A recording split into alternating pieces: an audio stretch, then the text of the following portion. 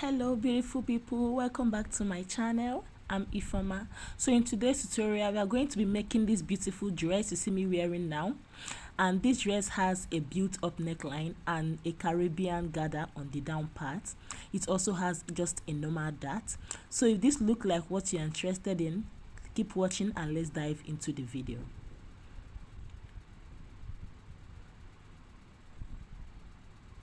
So to begin, I already had my shoulder line and my bust line marked out on my paper, and before my shoulder line I left 2 inches on the tip of the paper, as you can see.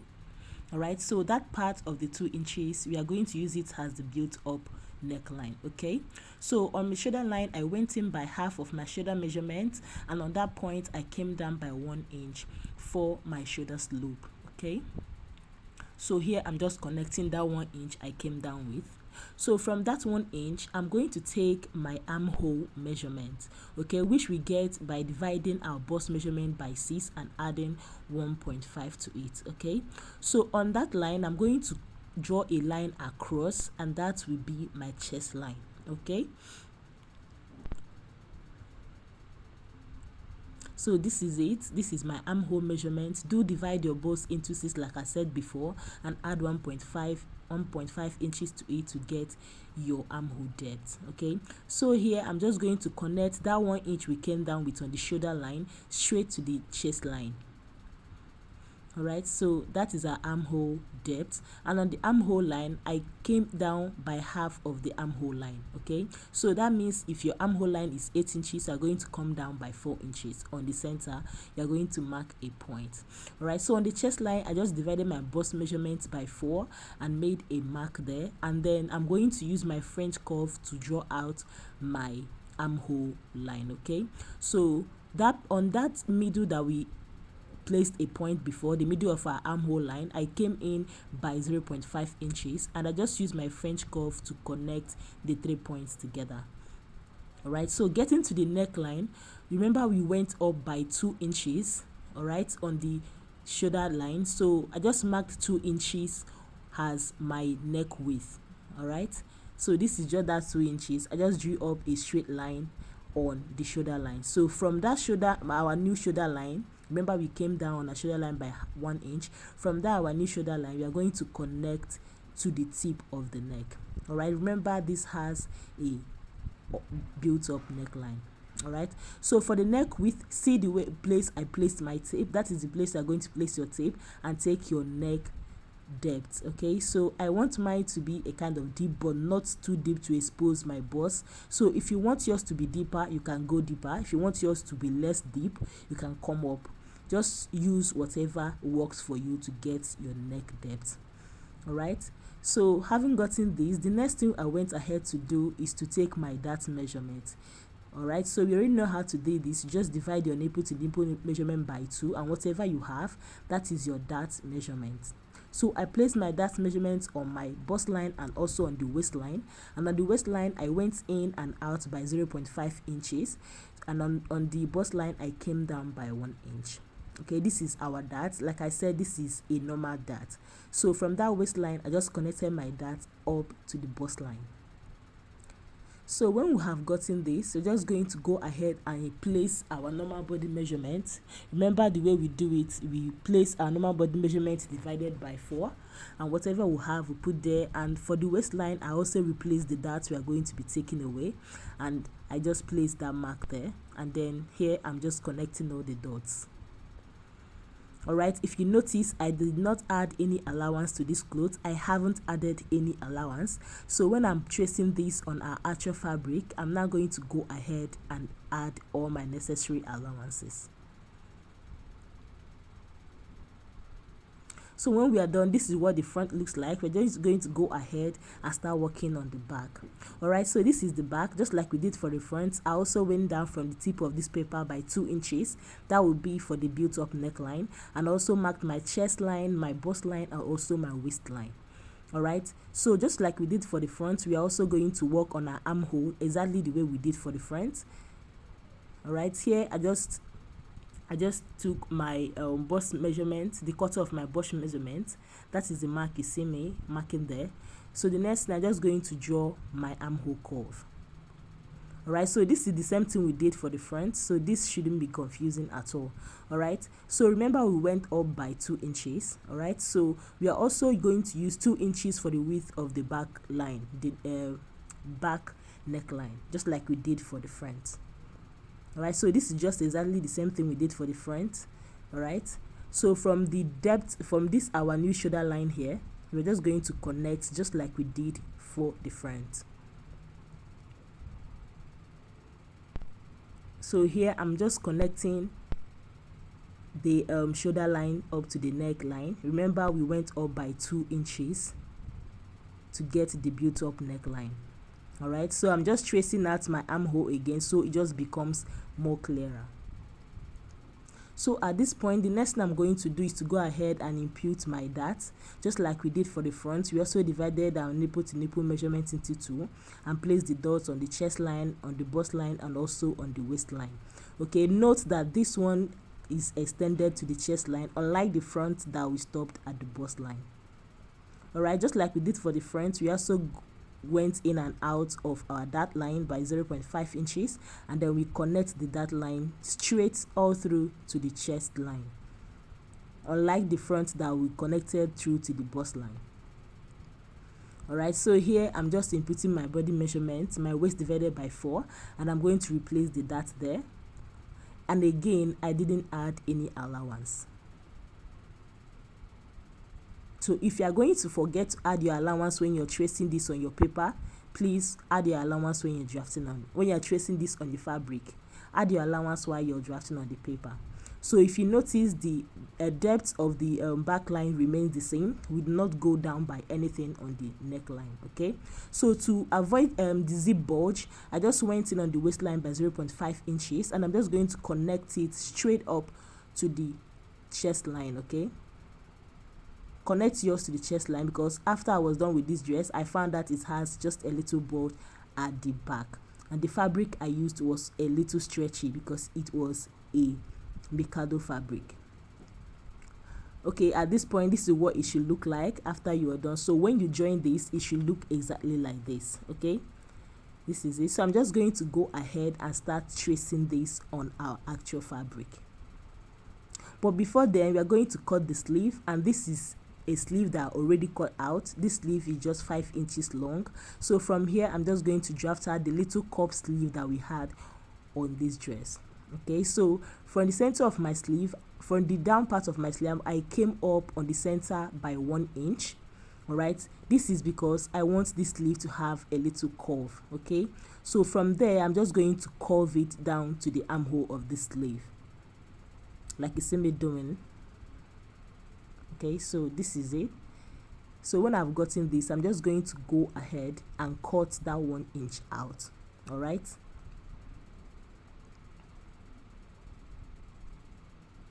so this is what I'm going to trace on my actual fabric.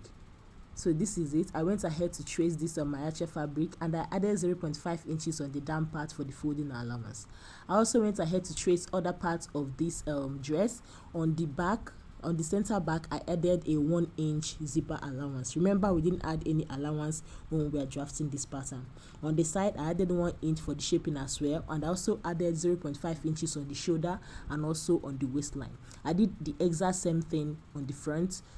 The only difference is that on the center front, your fabric is going to be on fold, okay, because the center front do not have any tearing. So I also went ahead to cut out the 2 gather that you saw in that dress. All right, this is the 2 gather. So I'm going to show you the formula, how you are going to get the length of this dress if you are also working with a double Caribbean gather. Okay, so what you're going to do is your full length. All right, for instance, your full length is 29 inches. All right, so what you're going to do, you're going to minus your half length. Okay, so your half length is 18 inches, right? You're going to minus 18 inches from that 29 inches. Okay, so whatever you have there, you're going to divide it according to the way you like it for the Caribbean. All right, you can decide to divide 50-50 and have an equal Caribbean, or you can decide to give a bigger side to the second part and the smaller side to the first Caribbean. Okay, I hope you understand this. For my own case, I wanted the down part to be longer than the upper part, so that is exactly what I went out to do. I divided my full length like the way I just taught you now, and then I just went ahead and cut at my desired length. Alright, so here I'm just trying to cut the facing for this because I'm not going to line mine. So if you're going to line yours, go ahead and cut your lining. Alright, so because I'm not lining mine, I went ahead and cut the facing. I folded a piece of fabric into two for the front. Remember, the front is going to be on fold. Alright, so I folded a fabric into two, right? So I'm just going to trace out my facing from this fabric. Alright, note that when I was tracing the shoulder part, I did not cut all the way through to the armhole. I stopped in somewhere between the center. I stopped somewhere at the center of the shoulder line. Okay, that is because I don't want my facing to be so bold. Alright, if you look at this video right now, you're going to see that this facing I'm cutting out right now is not too bold. So just go ahead and do whatever works for you. If you want a bold facing, just go ahead and cut so. Alright, I also went ahead to do the same thing for the back. I folded a piece of fabric into two and also traced out the neckline for the back part. So at this point, if you are yet to subscribe, please go ahead and hit the subscribe button and also turn on the notification bell. Also, give this video a thumbs up if you are enjoying it. So I went ahead to cut the facing for the back like you see me doing, and I divided the facing by two just because I had my fabric on fold. Alright, so I'm going to go ahead and notch the zipper side. So at this point, we are going to start sewing these clothes, and the first thing I'm going to do is to turn the facing. Alright, so if you lined yours, you're just going to go ahead and turn the lining. So, but because this is a facing, I'm just going to go ahead and just turn the neckline with a 0.5 inches.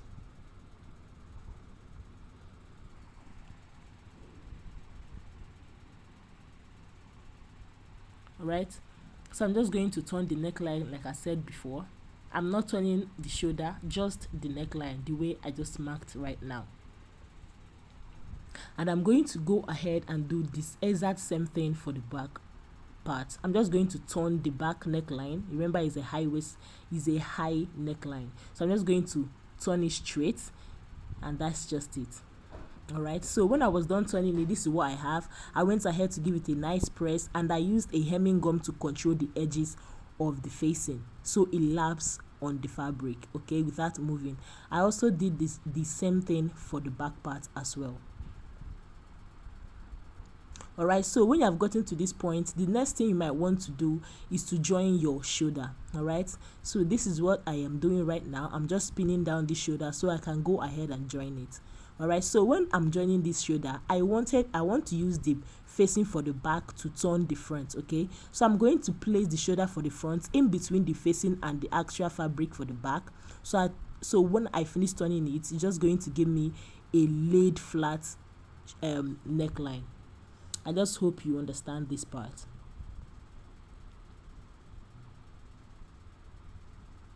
Alright, so this is what I have after I was done pinning my shoulder. I said I was going to put the darts here, but I ended up not putting it later on. Alright, so this is what it looks like after I joined the two shoulder and also pressed it. Okay, so at this point, I'm taking the darts again.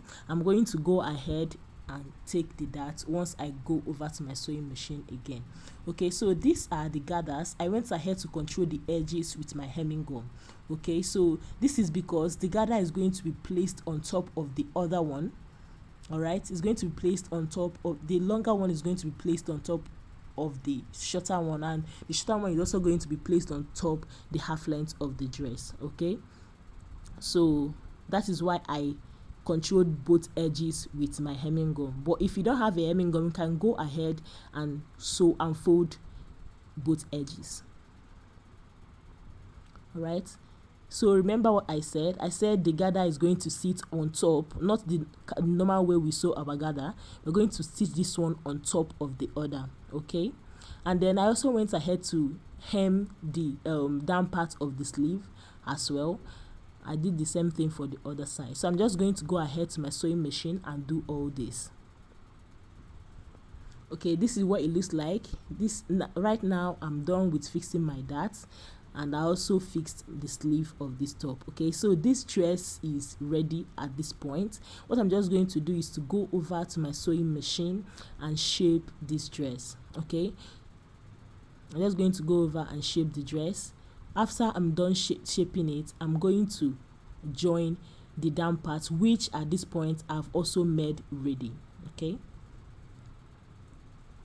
so this is what I was talking about. I also made this ready. So this is ready. So when I was trying to gather this fabric, I found that it was too thick. It was not able to gather. So I went ahead and pleat it and give it a tiny pleat. So if yours is also so strong, you can go ahead and pleat it. But if yours is not so strong, go ahead and gather it, because the gathered one is always the prettier. Alright, so this is it. When I was done putting the gather, I also went ahead to fix my zipper, and this is how beautiful our dress is looking. Alright, so if you have watched to this part, thank you very much for sticking by. Please hit the subscribe button and also turn on the notification bell so you get notified anytime we drop a video like this. Alright, so I also went ahead to draw out all the gather thread that I put there, hoping I was going to use it to gather the dress. So if you also made your gather stitches, go ahead and lose them. This makes your work much more neater. Okay, thank you very much once again for watching. Please give this video a thumbs up and also share so this video gets far and wide to people that needs it. Alright, so remember, you can always request for any tutorial you want on the comment section. And at this point, I just want to say very thank you for sticking by. I will see you later. Bye.